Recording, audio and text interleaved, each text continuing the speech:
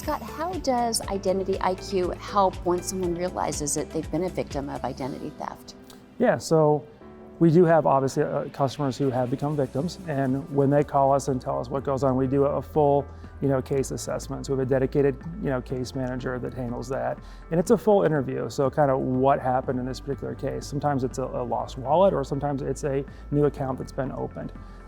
So we go through that. It's full white glove restoration, whether it's IRS was involved, medical is involved, we have Medicare and Medicaid fraud that comes up, or just a new account open. So in the personalizations that we do, it's, are you married, do you have kids?